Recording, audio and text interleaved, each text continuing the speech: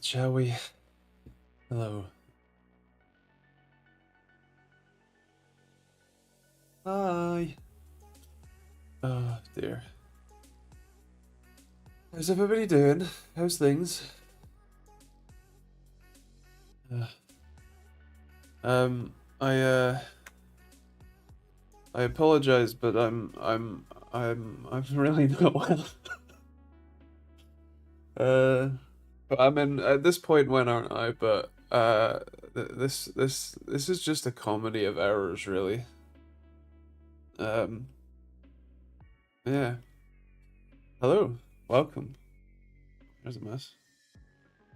Too much of it. Yeah, hello. Welcome to the stream. Apologies we missed last week. I was at an event.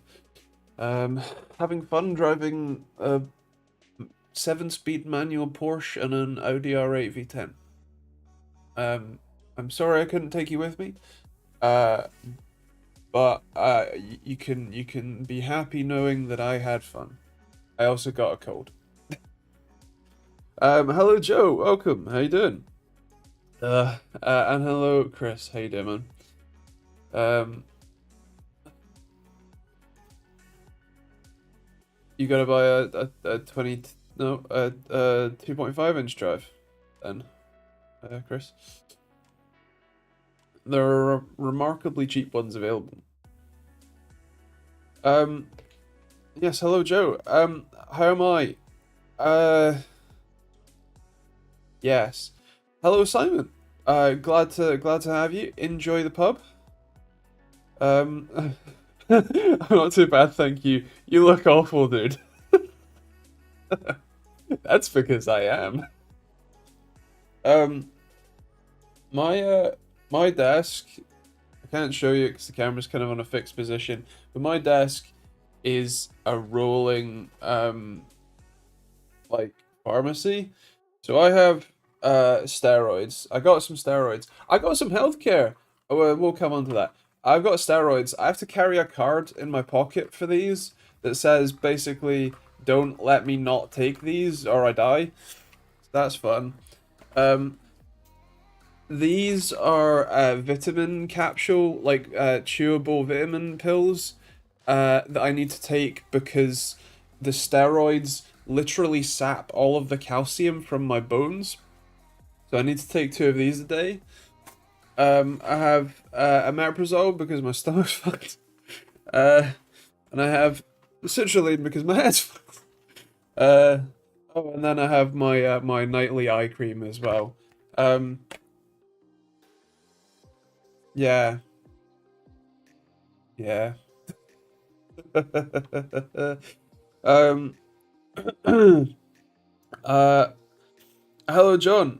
Am I okay? No, I'm not. Uh, I have an interesting story. Ordered a MacBook Pro from Sky and they sent me an empty shipping box. No outcome as yet. They were looking into it. Interesting. That's great. Hope you get that sorted. Hello to Simon as well. How you doing, man?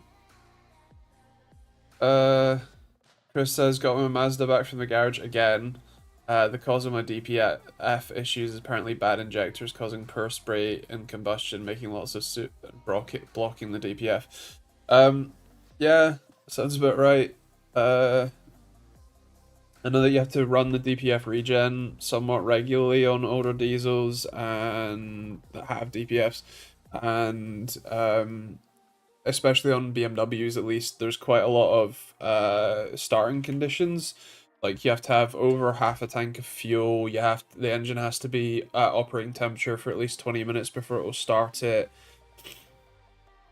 Yeah. At least on the F10 5 series we keep working on. Possibly the 3 series as well, the 320D. Anyway, um, speaking of dying, did you dye your hair? No, I haven't. It's the camera white balance mostly. It's just long. Um, bear with.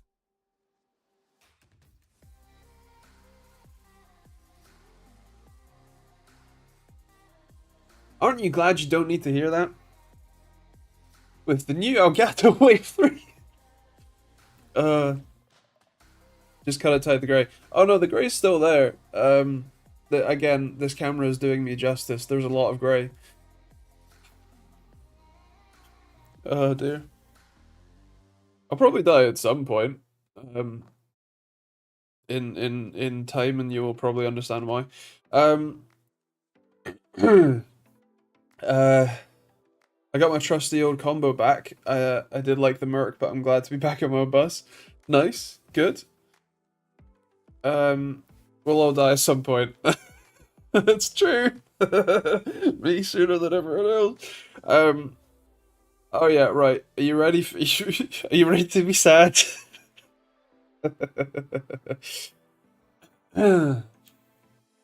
um. So I've been to the inflammatory bowel specialist to see about my bowel problem. And I have ulcerative colitis, which is a lifelong autoimmune condition. I I'm taking these steroids. It's an 8-week course, so I'm on week 2. It'll be week 3 on Saturday. Which they are helping, which is good. There's a couple of downsides. One, the main the main you know, you get the sheet in the box with all of the like symptoms. Well, a lot of those sheets are quite long because, you know, you gotta report everything. There's basically only one symptom on the steroids, and that's basically total mental health breakdown. And I've been having that this week and last week. Yeah, my brain chemistry is not stable. Um, Anyway, so once I finish those, I have a new medication to start taking for the rest of my life to basically try and keep my immune system in check. And if that doesn't work, then I need to be on immunosuppressants, or they need to cut my bowel out. Um, so yeah, I'm handling that about as well as I could. You could, you know, for a 27-year-old with 6 other lifelong conditions. Maybe 5.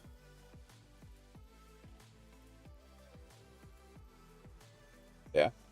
Um, so yeah, that's what's happened to me this week. And he's still alive. I only chest. I have a cold. I have ulcerative colitis. I have Maptod dystrophy. I have asthma. I have the palindrome rheumatism or something. Non-specified arthritis. I have lumbar lordosis. Uh, what else do I have? Is that it? Is that really it? Nah, there's probably more hiding. Um, one more week. um, you recorded some footage of last week's Adventures Festival. I actually didn't. I was way too ill. I did bring the cameras, but as I was saying the week before, I was pretty sure that I wasn't gonna do it because I am I am really ill. I had only just started the steroids, um, and I think I got them on the Saturday after the last stream, um, and I I'm still not doing great. Um, so yeah, no, I just had fun. Although I can tell you all about it. Um, We drove quite a few cars actually. One of the funny things is that if you're not busy making content, like if you're not spending 20 minutes b-rolling a car and then 20 minutes driving it, turns out you can drive 2 cars in that time. And so we kind of did. We drove. Actually, do you know what? One of the most surprising cars was actually the Smart #1 Brabus, which is a ridiculous name, but it was actually pretty fun, considering that it's a reasonably small electric car. the in-car sounds was great. The handling was pretty decent. It was fairly fast, and at very least had a decent claimed range. All of that was pretty decent. I was genuinely impressed. And at some point, I've got the press guy's email, so I need to uh, email them and see if they want to give me one for a week. So yeah, that was pretty fun. The most fun I had by far though was the Porsche 911T, which is a 7-speed manual, which is insane. It's a flat six twin turbo, 385 horsepower, rear wheel drive, obviously, and my god, that was so much fun. It's so relatively light. It's so nimble. The balance is just perfect. The like, even the gear stick was beautifully notchy. It was just perfect.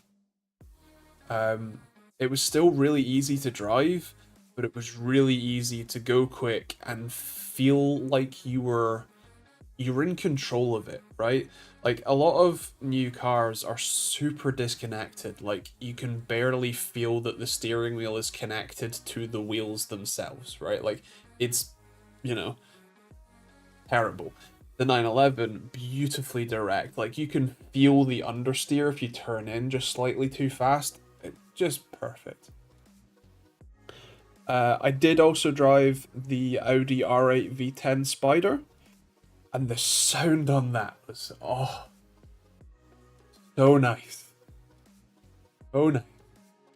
Musical cacophony. It was beautiful. The problem is I enjoyed driving the Porsche more. It was a better car.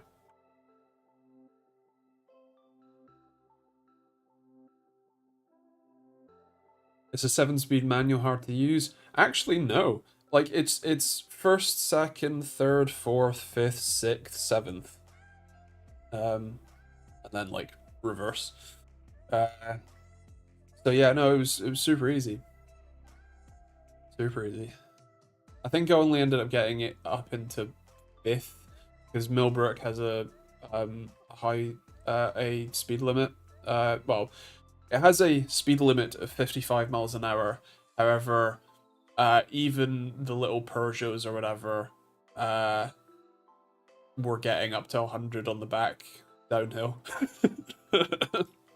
um, but you know, even at 100 in a 7-speed Porsche, like that revs to 7.5 grand, you know, like you don't get into seventh, because you're too busy having fun in third. Uh, so yeah. When am I getting one? Do you know what? If people want to up the Patreon donations so that I can afford the £106,000 starting price, I will do plenty of content in it.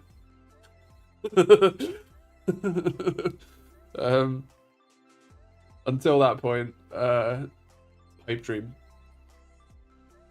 Like literally the mortgage we're getting on this house is 90 grand.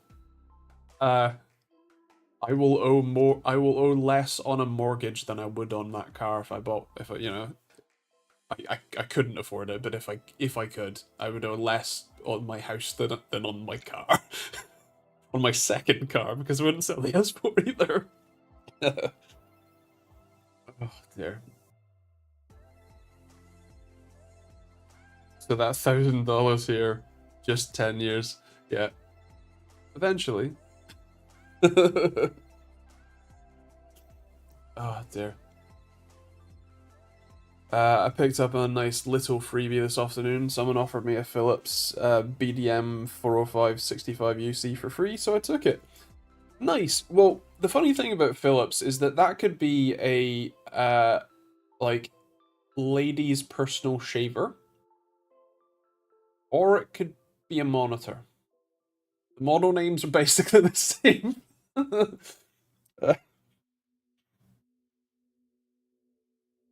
4K 40-inch monitor. Right. Nice.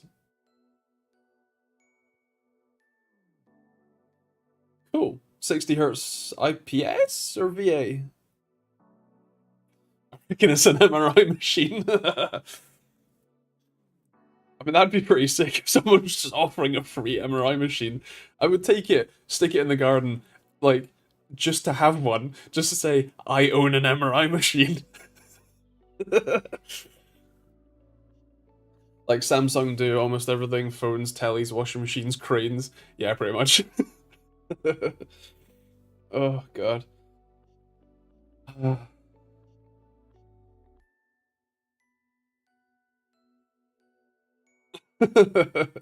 Hello, Essentialist. Welcome. How was your lurgy? Actually,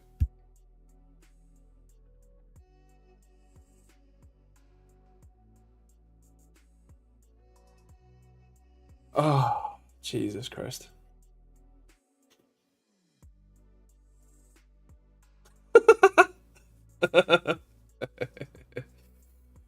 It's a V8 LCD, right? Nice. I assume it's on the older side if it's free. Um, yeah, fair. Been in bed all day playing Gran Turismo 4. Nice. Unfortunately, I'm self-employed, so I don't have the luxury of being in bed all day. So I filmed a video today. Uh, well, I wrote and filmed a video today, actually. I'm also working on I've kind of between the illness and buying a house, I, my I kind of put my life on hold. And like a lot of the work, like I'm still doing the 2 videos a week, whatever I need to do to, you know, keep the lights on. But things like the tools, like I'm still shipping tools when people buy them. But developing the 2 new ones, the new version of the latency tool and the new version of the response time tool, has kind of been on pause. But I have actually made some progress on that, and I'm gonna have 2 of the like dev board versions of both of those made. Probably starting next week because I need a couple of parts to arrive. So yeah, making progress.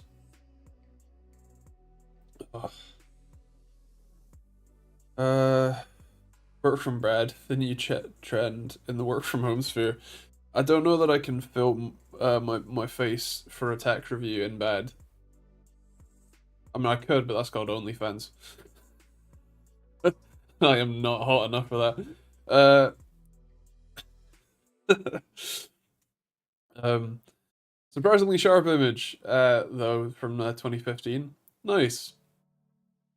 Had to pull us back into the tech world there.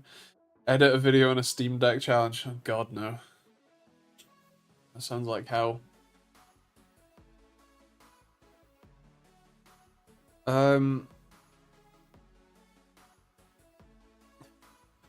MRIs slurp through liquid nitrogen and lecky.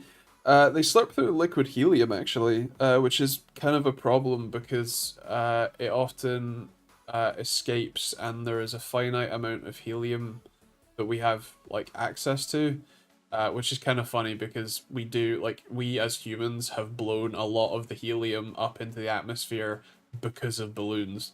And it's funny because we really need it for MRIs and stuff instead. Because liquid nitrogen just isn't cool enough. The like superconducting magnets or whatever that they use. Yeah. We're trying to recapture helium, yeah, but it's funnily enough a very light element and keeps going very far away.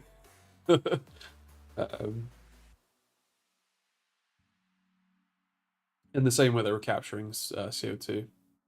Well, I think the world's largest CO2 capturing plant opened in Iceland. Or was it Greenland? I think it was Iceland. Pretty recently.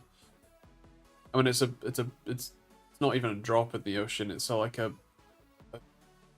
nanometer in the ocean in terms of what we need just to break even. But progress is progress.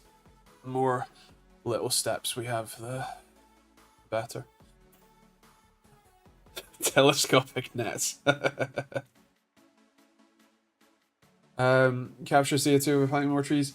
There is not enough space on Earth to plant enough trees to capture all of the CO2 that we emit. Like, again, small wins, yes, we should be planting more trees, and as humans we are planting more trees, or trying to. But there's not enough space on Earth to offset the amount of carbon we emit.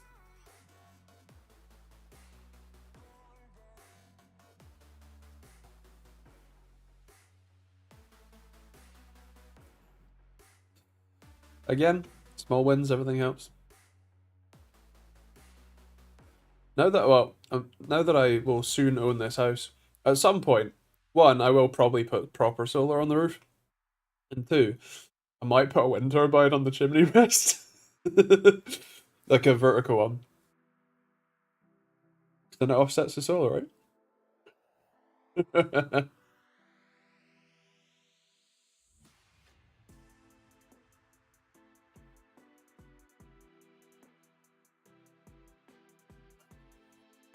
Ish, I think you've stumbled onto something there.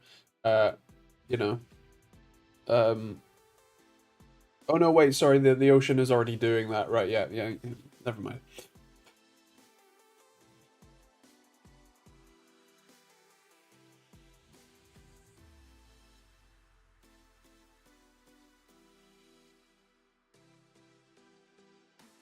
I think I can't remember exactly, but the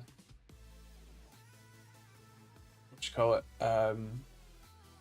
The calculation is basically, even if we could cover every, like, square foot of the earth, of the land mass of the earth, there's still not enough space for trees to offset what we currently produce.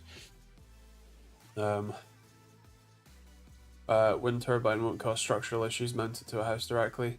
It would be on the chimney breast, inboard, mounted, probably also through the roof as well. And I'm not talking a massive one, I'm talking a 3-5 kilowatt peak type one. I might also just put it in a pole in the garden, but we'll see. I would like other sources of energy because I'm a nerd. And I like self-reliance. Good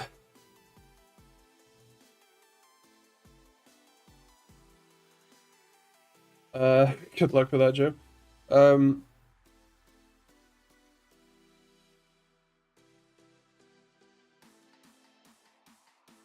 Essentialist. Yeah, generally that's not a great idea. Yeah. In 200 years, planes, ships, and cars will be powered by water, and people will be wondering what all the fuss about greenhouse gases were all about. I mean, if you know a way to make everything run on water, you could be very rich right about now.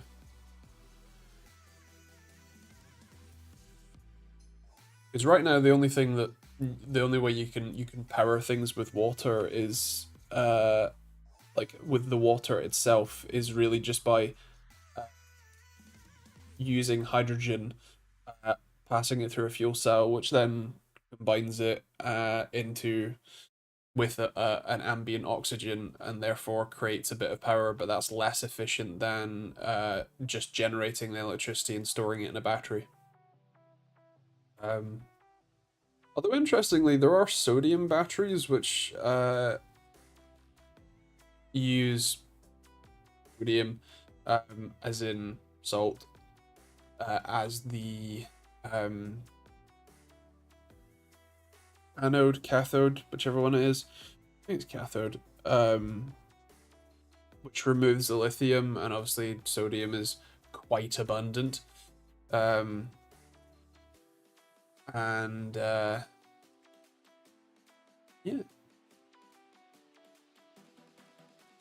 There's also anodeless batteries which help charging. they've just gone into this. I think two different companies that are making anodeless batteries. Which anodeless batteries is technically a misnomer.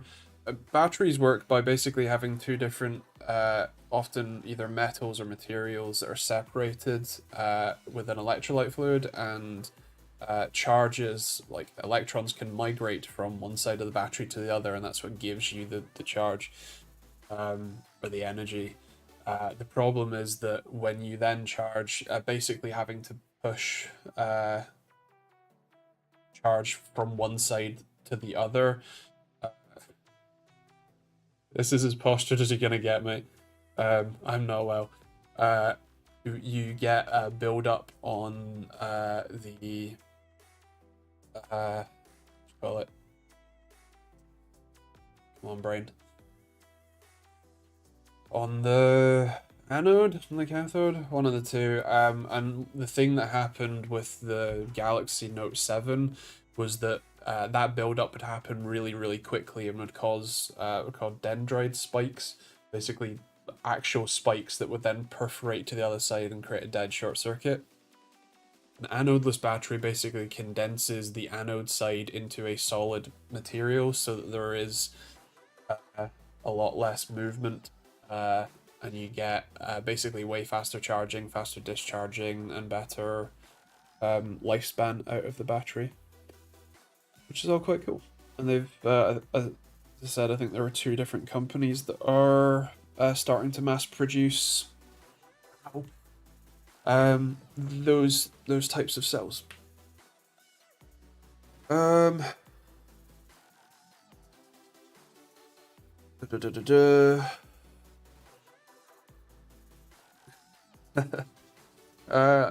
Interesting joke. Was it one of the large wind like, megawatt type wind turbines?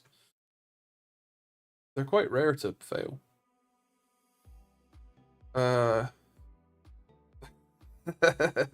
Ish. Hydrogen and oxygen, that's water. They'll find a way to simply split it apart.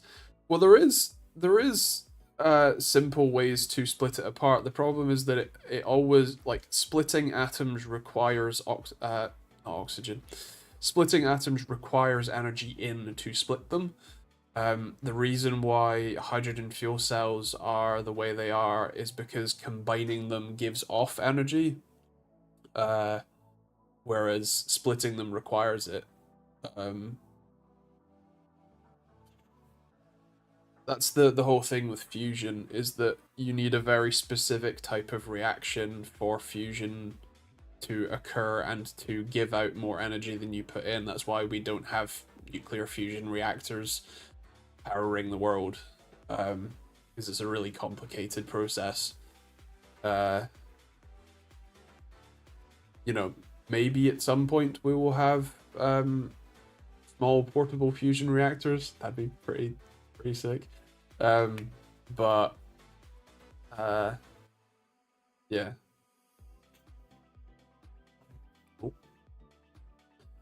Need wave power generation for base load. The tide's always moving, so it's able to be a consistent load calculation. Yeah, I mean, the more sources of power we have, the better. And as you say, the base load is kind of important. It's kind of surprising that, especially in the UK, we're shutting down all of the coal and a lot of the nuclear power plants, and then not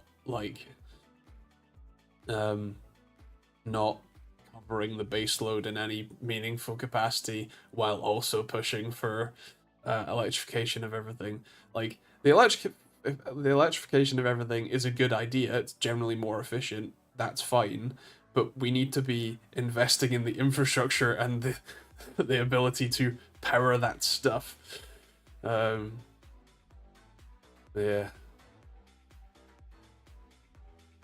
Gonna build a rechargeable battery for my cassette boombox from disposable vape batteries. Do it. Do it. Now, if you made an engine that would run on water, you'd have game ended yourself with 3 shots in the back of your head with a business card from Shell. Oh dear. Oh dear.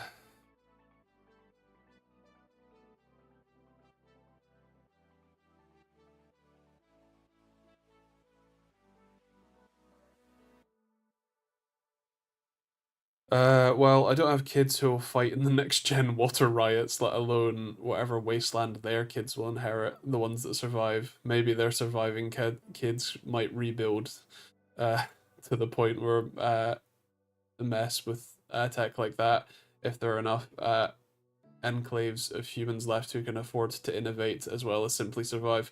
Wow, that's a Fallout reference, isn't it? um, I mean, you're not wrong. I think what was it like? Uh, we run out of fresh water in 17 years. Um, happy thoughts. Happy thoughts.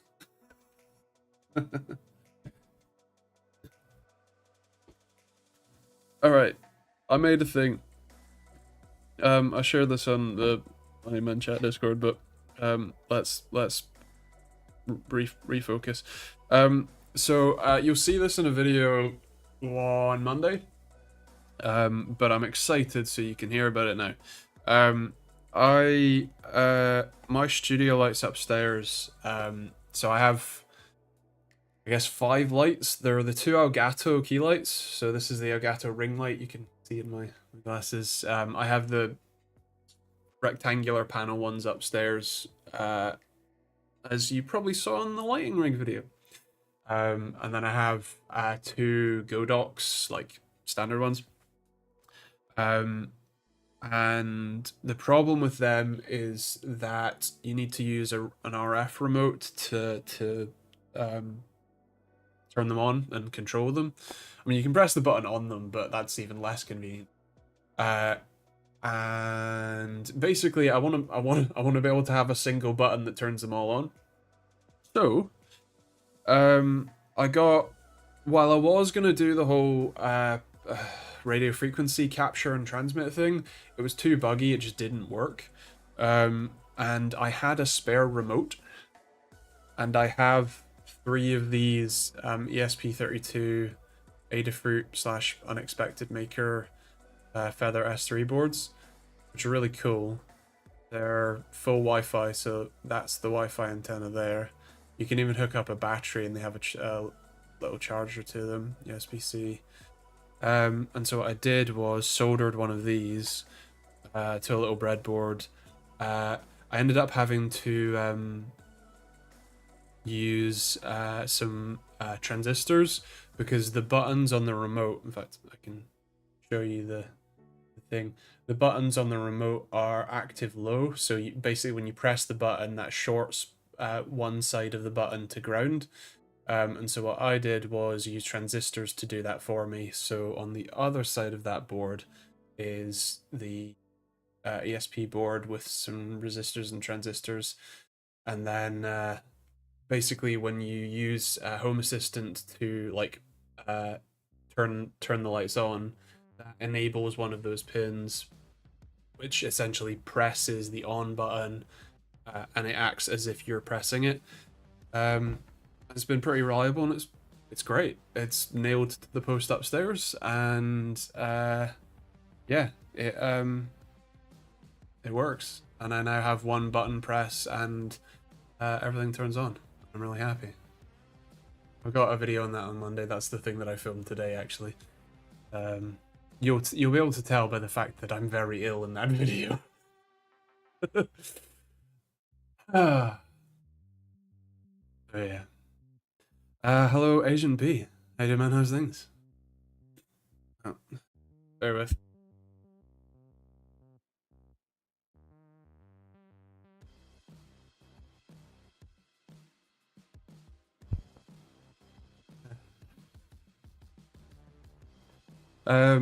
My town only has about 8 years of water left. Our mayor decided to drill randomly, literally saying God will show us where the water is.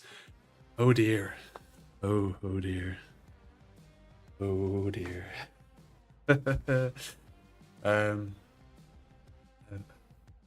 Devon power grid cannot support 2 electric cars charging at the same property.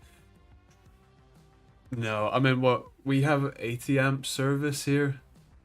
What's that? Can't do the maths. 18 kilowatts. So we actually, with 2 like Yeah, we could fit two 7.4 kilowatt chargers on our supply and still have 3-ish kilowatts spare.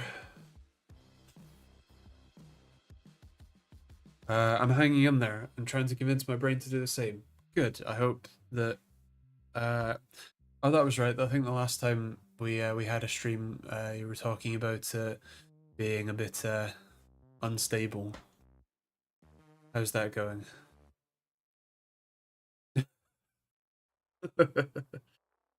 um, haven't we ran out of water for the last like 20, 30 years?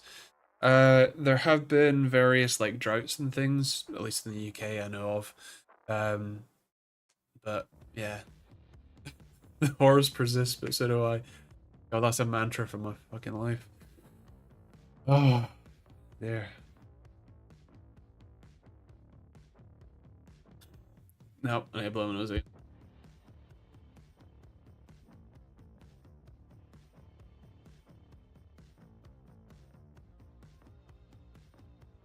At least I can mute the mic nice and easy.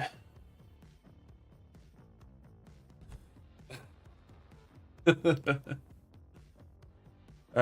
only thing that's stable is I'm very consistently unstable. I mean, that kind of sounds like me, but fair. I hope that your actual mind can stabilize, and not just stabilize to an unstable state. I mean, I have stabilized to an unstable state, so um, but yeah. Ow.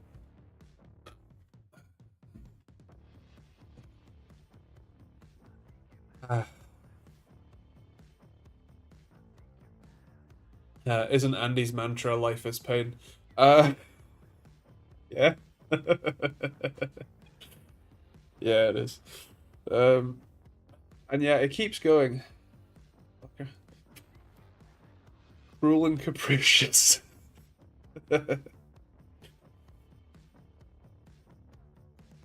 Keep on trucking. Keep on keeping on.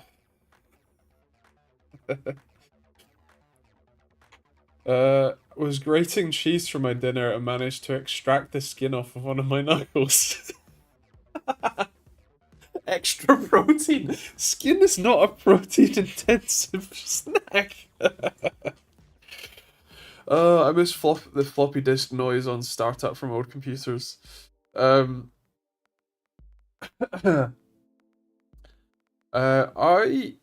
I have actually. I am old enough to have owned a computer with a floppy disk drive. In fact, I think I actually used it once. But I'm afraid those noises are not ingrained in my brain. DVD noises, on the other hand, they are. It was. I guess diskette to 2.5 inch, whatever it was. I mean, it was diskette floppy disk. It was the save icon.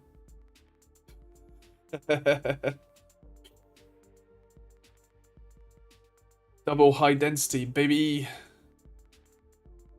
Nah, I think the only like my what you call it brain has shut down.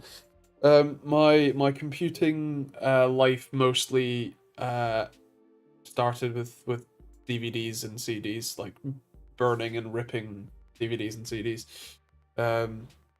Installing games from their CD drive. Not their CD drive. Their CD or DVD with the game code, like the game code on the back. I seem to remember just like copying, like writing down the game keys, uh, copying all the files off the disc, and then reselling the game. Uh,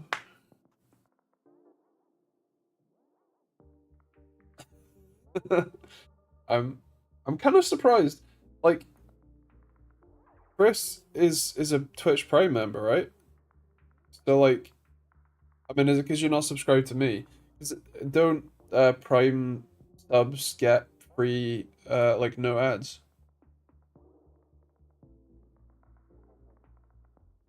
Wonderful. um, 56x CD-ROM for the win. Sounded like a space shuttle taking off a mouse.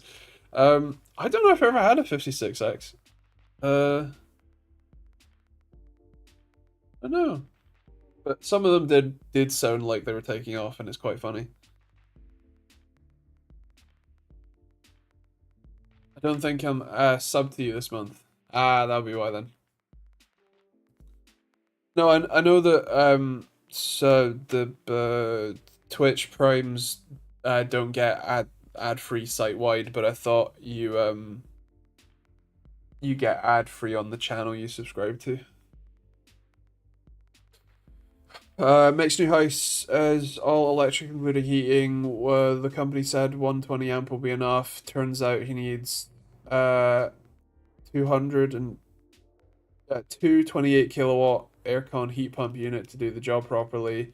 I told him to get a 225 amp supply from the beginning, so now he has to get an upgrade at the cost of 6,000 out of his pocket and a whole dug in his front yard yet again to redo the cables. Ouch. That's less than ideal. Um, yeah, we're definitely like. I mean, so 100 amp is basically the highest like single phase supply you get in the UK. You can get more than one phase, so you can get up to 300 amp, I think. Like residential. However, one, that's quite rare. Two, you gotta pay out of pocket for that mostly. And three, the what you call it?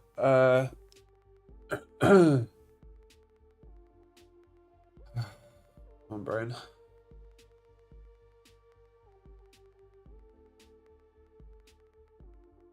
In general, the heating supply, even like heating and cooling supply, if you did reversible, isn't that much.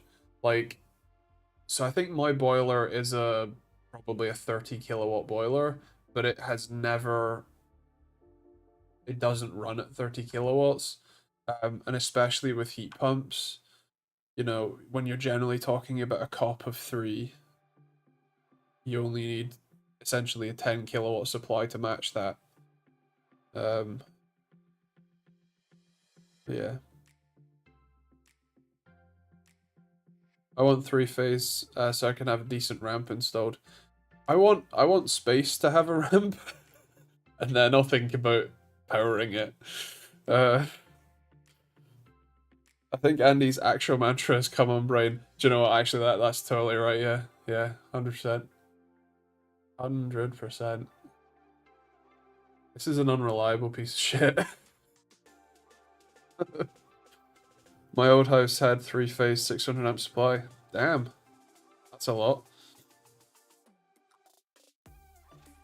I don't understand why they don't make PC like a laptop with a 14-volt charger plug rather than 240 volt.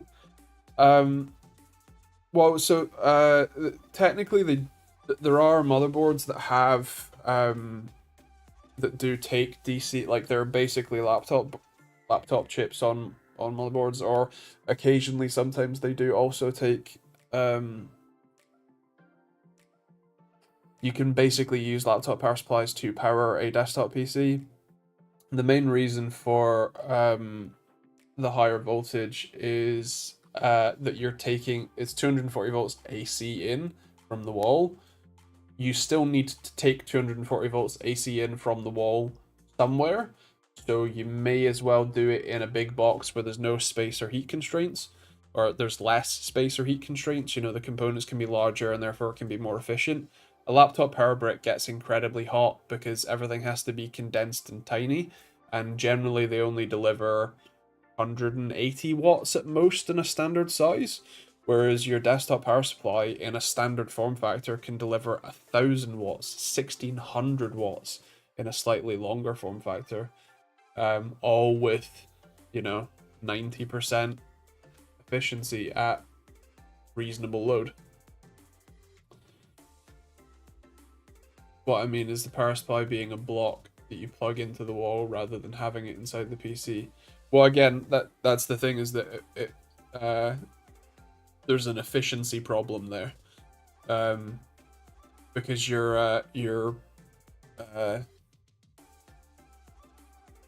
like, for example, a laptop power supply, they generally only run at 180 watts at most for a standard size. Some of them are like 300 watts, but they're just as big as your power supply in your PC, if not bigger. So yeah, it just makes more sense for efficiency's sake. There's also the problem of the conductors, because the lower the voltage, the higher the amperage for the same wattage, for the same amount of power. So if you're, I don't know, 4090, there's a reason why there's 16 wires going to it. Okay, 12 of them are actually only useful, and only 6 of those are power because it's a, 12 plus. But like, there's 6 different connectors that provide power in and take the power back out. Compare that to a single laptop cable. There's just not that much copper in that cable. It's going to get hot, especially with 600, 700, 800 watts trying to flow through it. So it'd need to be a really thick cable, and then you're introducing a load of losses because the cable's getting hot, So yeah, basically, Alex, yeah.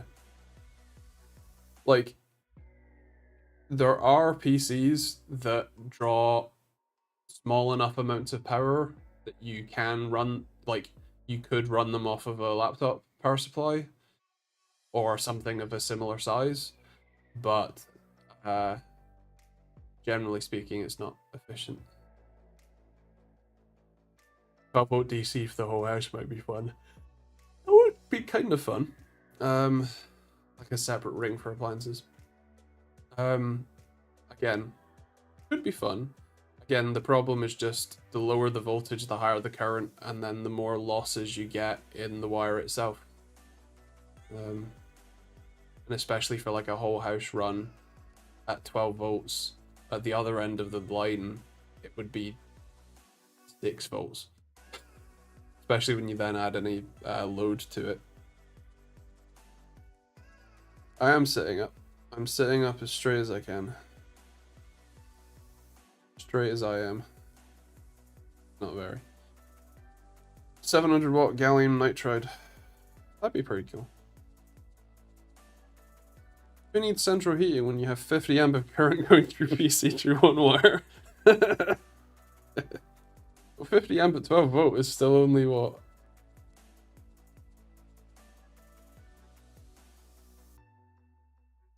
Is 600 watts? That's still not much. Europe's 220 volt. Yeah. Well, technically the UK is meant to be 230, but I have 2 different plugs that report voltage. And my house is currently being powered with between 244 and 246 volts. RMS. Root mean squared. AC waves are complicated. The peak has been 251 volts on the Eve plug and 250 on the inner one. So yeah, running high. Ironically, that's actually less efficient. The higher the voltage, the less efficient inductive loads run. So like, when my fridge is connected to solar, which has its own inverter in the shed, which is producing pretty much exactly 230 volts, it actually uses less power than when it's plugged into the mains.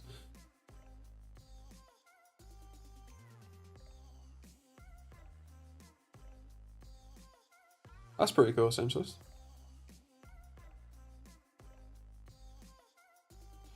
Speaking of cables getting hot, I was power hosing the phone out the back the other day, and I forgot to unwind the extension lead. 2 hours later, the cable became a glob of smoking rubber.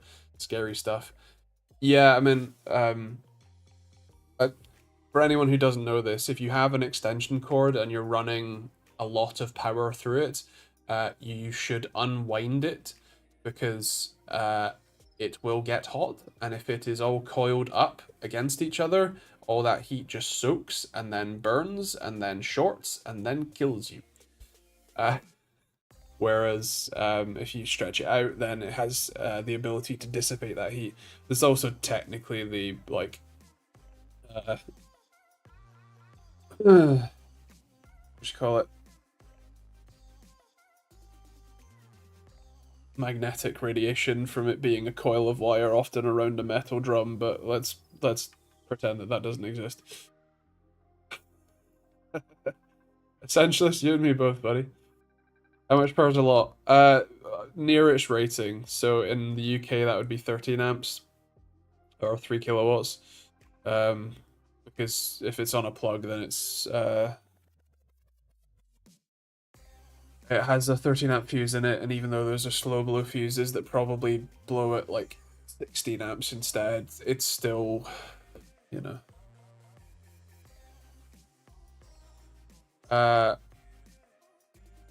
Yes, Jim, I was a bit confused how you were power hosing your phone out the back. Paving makes more sense. Yes, nice. You'd also be using a thicker cable for the longer length. Yeah, I mean, generally speaking, you're not manufacturing these cables. They should be built to the spec, but yeah. I ran like 2000 watts through an extension lead and it wasn't warm. Again, it's mostly the coiled ones that are the problem, because any heat that does get generated, if they are coiled together, especially in an enclosed space, then it starts adding up. But it might, like, it also depends on the size of the wire. Basically, if it's a really thick wire, then it can handle. It isn't it won't create as much resistance, and therefore it won't create as much heat. Whereas if it's a cheaper extension cord and thinner, then it, you know, it will create more resistance and therefore more heat and therefore more dangerous. It's all good anyway because the energy prices keep going. People can't afford to overpower their houses anyway. I think energy prices are going down in July, which is fantastic. I always get my extension leads from the middle of Lidl. Nice. I've got a new Lidl opening next to me, like literally 30 steps away. I'm excited. It's opening next week. I'm gonna get really fat from all the bakery stuff.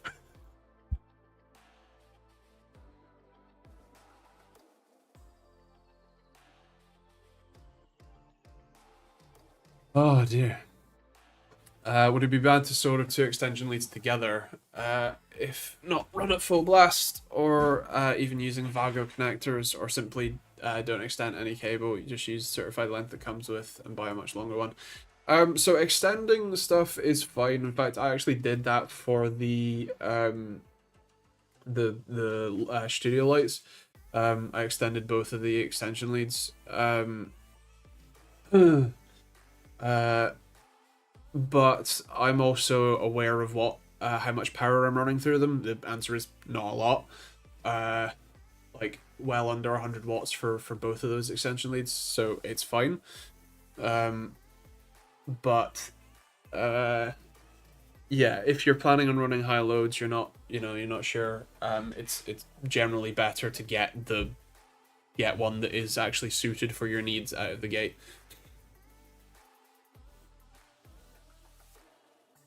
Oh. It's now a bad time to tell you that I really haven't slept in about a month. And that I'm slightly delirious. And I'm giving reasonably sane advice on power cord usage. Oh god. That's how autistic I am. Delirium for me is Helpful consumer advice. Oh, fucking hell.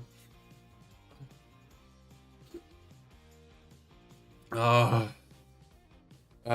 What stuff do you use for the camera gear, i.e. handles, rigs, etc.? I don't use much gear actually. I have a Manfrotto tripod, Manfrotto the 500 or whatever head.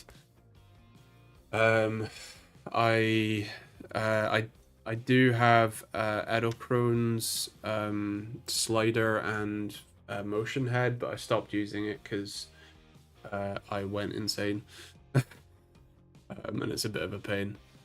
So yeah, I don't have much in the way of camera gear really. I have one lens on my GH5 with the speed booster. I have the RX 100 Mark 5A, which is my point and shoot and high speed camera. I would like more stuff. I would like more gear. I'd like more tools. I'd like to make the videos more interesting, like visually interesting. But it all comes down to money, and I don't make a lot of it.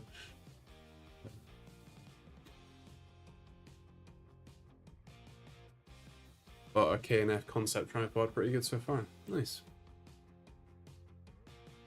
I'd love to get one of the Edelkron auto heads that do all the pans and shots. That's what I have. I have one. I have the slider and the pan and tilt head. They do work.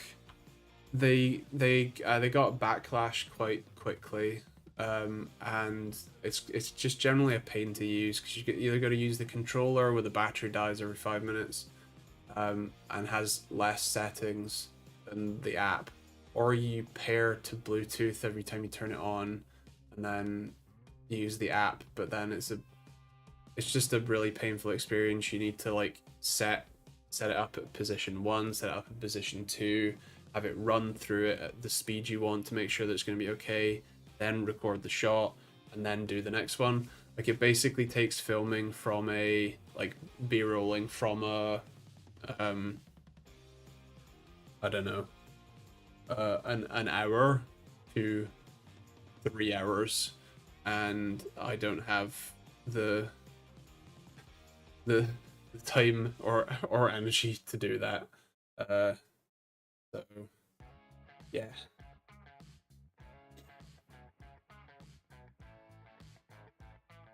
Just get yourself a camera guy.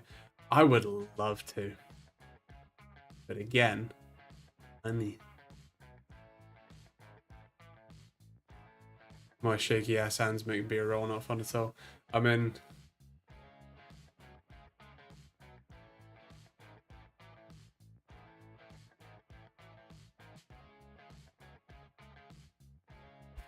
Luca, unfortunately with most of my conditions, what you're really saying there is soon you will be dead.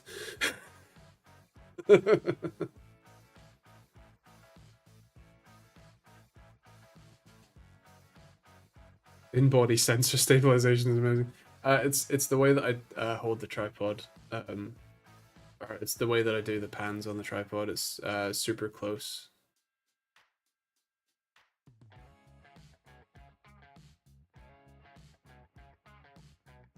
It is a skill that I have perfected over the 12 years that I have been doing these videos. And the 11 years since I've had that tripod. I would like a new tripod head, one with adjustable drag, but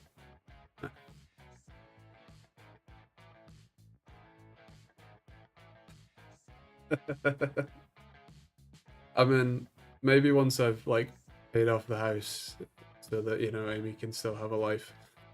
Maybe. No, just bought an 911T. Boats and hose, yeah. Yeah. I don't like boats.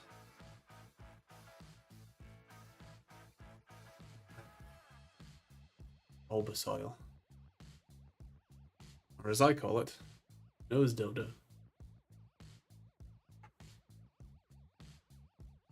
I'm presuming Teach Team Wife does not watch. No, she's away, sadly. I'm all on my lonesome. And meal.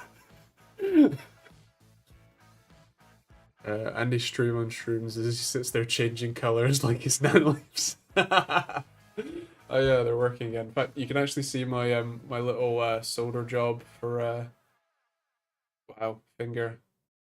Um the jumpers for the logic analyzer. Um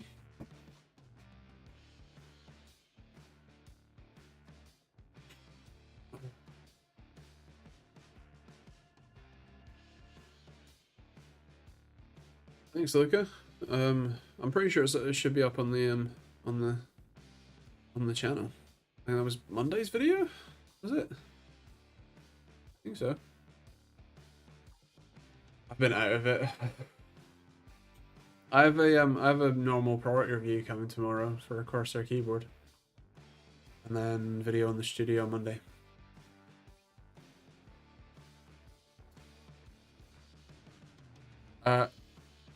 Essentialist, I'm gonna go have a bath and try and not feel so terrible. 50 euros for a nice sturdy tripod is not bad at all, no.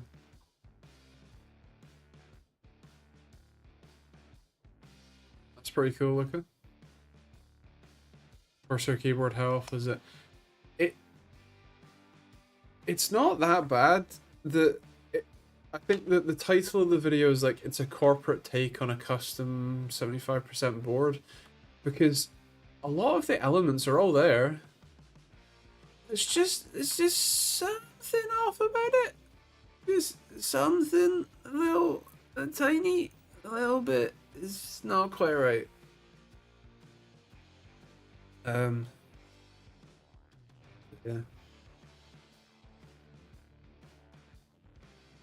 But for the price that it's currently selling at, it's not horrendous. The K65 Plus wireless. You'll see the video tomorrow. In fact, for the members, it'll probably be up like 2 or 3 p.m. depending on if I can get my ass in gear. WAP. Yeah, that it's because Discord runs on UTC, not on GMT. I tried to change it, but it doesn't change. Like I've tried to edit the event to 8 p.m.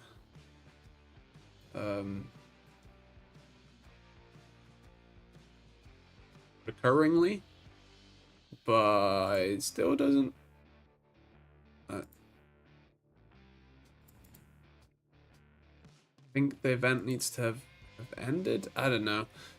Remind me in about an hour or so when the Discord event has ended, and maybe I can change it.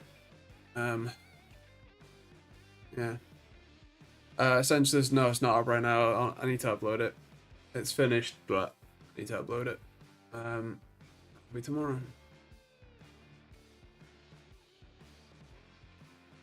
I'm a bit late, but there's BYD opening up around the corner for me in summer. Interesting.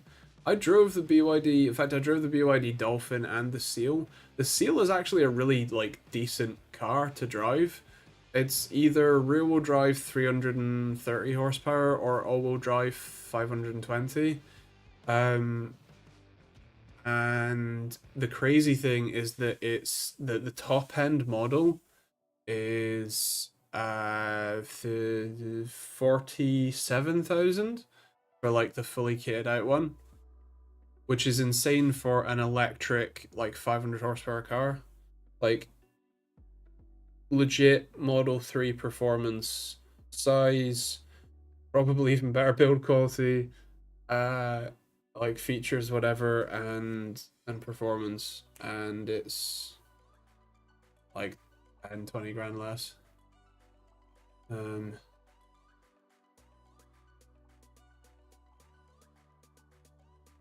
Yeah, I drove it and it was pretty good. I'm gonna email them and see if they'll give me one to review.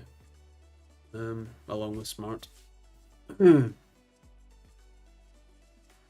some point.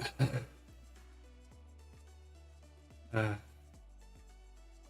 think I am defeated. I'm gonna call it there. I'm gonna go rest, and hopefully I won't feel so bad anymore. I hope you all have a good week. I hope you all stay safe. I hope you all have fun. And yeah, I will see you tomorrow for a video, Monday for a video, and next week for a stream.